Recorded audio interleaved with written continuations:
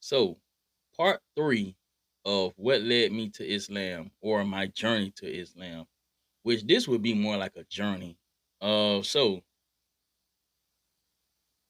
as I said, 2015, 2016 is when I just really burst open and started started seeking knowledge. But in 2016 is when I became a leader. I was taught how to be a leader dealing with a community. In 2016, when I was at Gas to Reentry, which is the camp that I was released from, I became the imam of the Muslim community there.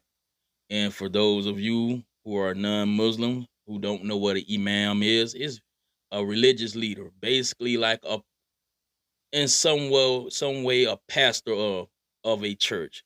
But so yeah, a religious leader. And so I became the imam. I was voted as the imam. And I'm gonna tell you, I learned a lot from doing that.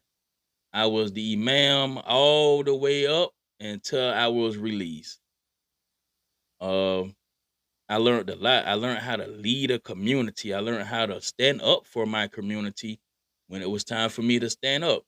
I took risk. I had to make sure everything was in place. Doing every Friday for Ramadan.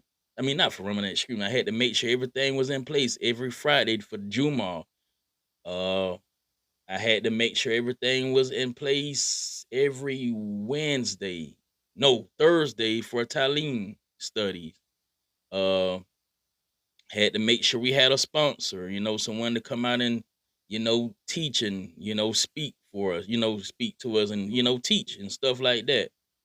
Uh, Ramadan, oh my gosh, Ramadan comes around. I had to make sure everything was situated for Ramadan. And I'm telling you, for those who know, for those who have been to prison, when Ramadan comes around, that's when you have to put in work, especially if you are the imam of that Muslim community. You have to put in work. And so had to make sure that was good, situated for all 30 days, not just for just the, just okay, is make sure this straight for Ramadan and all that. No, Ramadan as a Muslim, as an imam, is a everyday is a everyday thing.